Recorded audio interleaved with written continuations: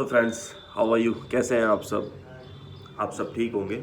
आइए देखते हैं एमआईएम के नेता असदुद्दीन ओवैसी साहब का लाजवाब इंटरव्यू, और देखते हैं किस तरह रखते हैं वो अपने सवाल और जवाब। 2022 का जो बजट है उसमें से 38% भी खर्चा नहीं हुआ। क्या बात कर रहे हैं लोग?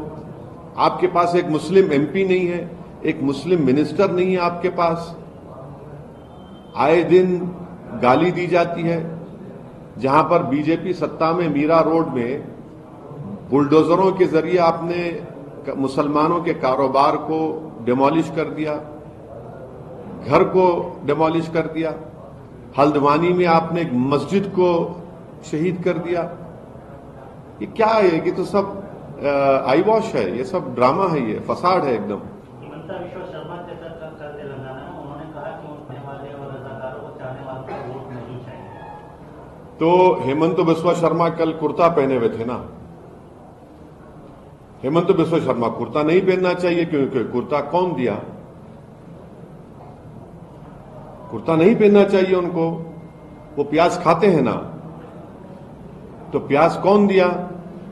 कहां से प्याज आई? तो इनको कहना चाहिए, और कहना चाहिए कि भाई आज से मैं और भारत के प्रधानमंत्री कुर्ता नहीं पहनेंगे, क्योंकि कुर्ता आया मुगलों से। अब आप जाकर देश को आप बोलते हैं कि हम क्या बोलते हैं, आगे की सोच रहे हैं, फ्यूचर की सोच रहे हैं। आप 600 साल पुरानी बात करते हैं। अच्छा, फिर ये अकबर का भी नाम लिया उन्होंने। जो कॉन्स्टिट्यूशन की किताब पहली बनाई गई उसमें अकबर की भी फोटो है। क्या करेंगे उसको? जो फोटो डाले वो इस महाशय से ज्यादा अक्लमंद थे, और वो दल बदल नहीं करते थे। संविधान बनाकर उन्होंने देश को दिया, उसमें अकबर की फोटो डाली। तो ये सिर्फ नफरत की राजनीति करना चाहते हैं। और हम जो है, भारत के 17 करोड़ मुसलमान मुगलों के स्पोक्स पर्सन नहीं है हम, मगर हिस्ट्री है।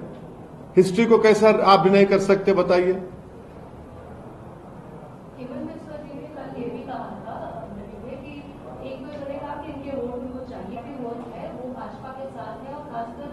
देश की संस्कृति का सम्मान करते हैं और सारे माइनॉरिटीज जो है वो भाजपा को चाहते हैं। नहीं, संस्कृति के माने क्या है?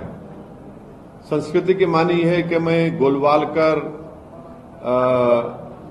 और पंडित दीनदयाल गोलवालकर की बंच ऑफ थॉट्स, या वी और नेशन और डिफाइंड, या इंटेग्रल ह्यूमैनिज्म जो किताब पंडित दीनदयाल उपाध्याय लिखी, या सावरकर की हिंदुत्व किताब, इनको मान लूं तो ये है क्या? देश की संस्कृति तो कॉन्स्टिट्यूशन है। तो आप कौन होते हैं मुझे बोलने वाले? आप तो वहां पर बहैसियत आसाम के मुख्यमंत्री के उन्होंने कई मदरसों को डिमोलिश कर दिया, और डिजास्टर मैनेजमेंट एक्ट का गलत इस्तेमाल करके। आप तो जो सुप्रीम कोर्ट मॉनिटर्ड एनआरसी हुआ उसको एक्सेप्ट नहीं करते। ये वहां पर उन्होंने कॉन्स्टिट्यूंसीज को जरीमैंडरिंग करके रख दिया वहां पर, ताकि डेलिबरेटली मुसलमान ज्यादा ना जीत सके असेंबली चुनाव में। तो ये उनका हेट्रेड है। नोटिफिकेशन में कुछ सप्ताह बच रहे हैं सर। अपोजिशन एक तरफ से वीक है, लोग चर्चा कर रहे हैं। कल हिमंता विश्व शर्मा ने तेलंगाना को लेकर यह भी बोला कि शायद यहाँ 50 दिन के अंदर चुनाव हो जाए। खैर, अच्छा, अरे 50 दिन तो इसका मतलब वो हेमंत बिस्वा शर्मा शायद अब अनऑफिशियल इलेक्शन कमिश्नर बन चुके हैं क्या? इनको क्या मालूम जो हमको देश को नहीं मालूम हो रहा है?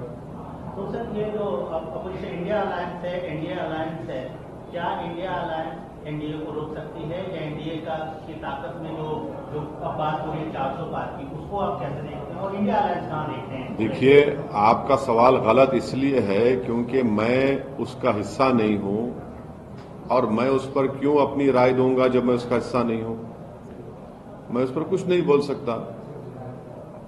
आपको अगर बुलाया जाए, हाँ? आपसे बात की जाए, आपसे चर्चा की जाए, इंडिया अलायंस अगर आपकी तरफ दरवाजा खोले तो आप क्या स्वीकार करेंगे, जाएंगे? अब आशीष साहब, अब देखिए, ये बारात तो बन चुकी है, अब इसमें बैंड बाजे की पार्टी में नहीं बन सकता, समझे ना। अक्सर होता यह है कि हमको बैंड बाजे के तौर पर इस्तेमाल किया गया भारत के मुसलमानों को, और बैंड बाजे की जो पार्टी होती है वो दूल्हा तो चले जाता है जहां पर उसका निकाह या शादी होता है, जो बैंड बाजे वाले हैं तो उनको बोलते हैं बाहर रुक जाओ।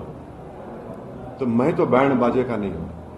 हाँ, बाजा बजाएंगे इंशाल्लाह, हम अपना अच्छी तरीके से बजाएंगे और बड़े जोर शोर से बजाएंगे, और हमारी कोशिश यही होगी अपने जो भी हमारा जितना भी हमको अल्लाह ने सलाहियत दी है, असर रसूख दिया है, हम कोशिश करेंगे कि तीसरी मर्तबा भारत की जनता श्री नरेंद्र मोदी को भारत का वजीर आजम ना बनाए।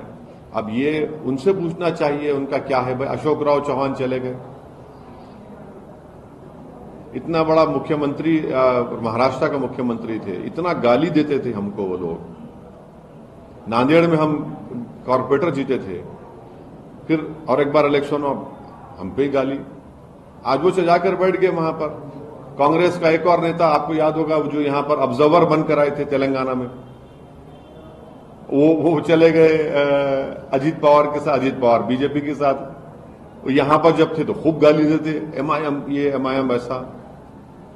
तो ये जो ये लोग तो माने इनकी आइडियोलॉजी नहीं है बल्कि कपड़े उतार रहे हैं, सिर्फ नया कपड़ा पहने, आइडियोलॉजी ऐसा हो गया, आइडियोलॉजी ऐसा हो गई। तो 2019 में 16 दलों के साथ आपने गठबंधन किया था, उत्तर प्रदेश में, बिहार में, अन्य जगहों पर, महाराष्ट्र में भी। इस बात में आपका देखिए अभी तो बहुत जल्दी होगा, क्या हो सकता है हम तो देख रहे हैं।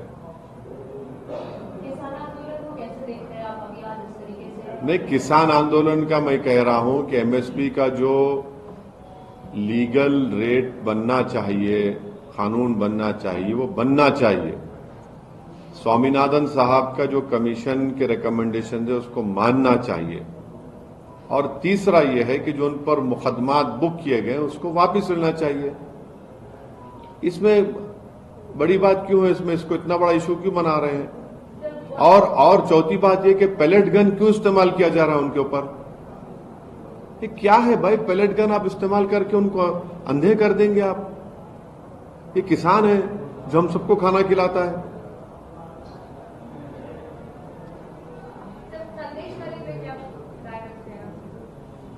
आपकी राय तो अलग है, आप लोग तो उसको ऐसा दिखा रहे हैं कि मुसलमान जिम्मेदार है उसका। आप लोग ये नहीं दिखा रहे हैं कि वो जो क्रिमिनल है उसके दो साथी कौन है, मुसलमान है। एक गलती हुई है, हम यकीनन उसमें जो खवातीन का, महिलाओं का एक्सप्लॉयटेशन जो हुआ इसका कंडेम करते हैं, मगर इसको आप हिंदू मुस्लिम करके दिखा रहे हैं। क्यों हिंदू मुस्लिम करके दिखा रहे हैं आप? यकीनन वहां की गवर्नमेंट का एक फेलियर है और उसको भी आप कम्युनल कलर दे रहे हैं। वो जो मेन एक्यूज्ड है, जो अभी फरार है, उनके दो साथी तो मुसलमान नहीं है ना।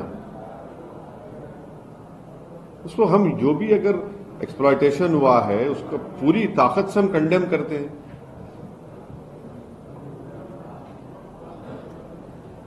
ठीक है सर, थैंक यू। नमस्कार, मैं हूं मानक गुप्ता। अगर आपको हमारा ये वीडियो पसंद आया हो तो इसे लाइक और शेयर जरूर करें, और हां, हमें सब्सक्राइब और फॉलो करना ना भूलें ताकि आप देश और दुनिया की कोई खबर मिस ना करें। तो जुड़े रहिए हमारे साथ और देखते रहिए न्यूज़ 20।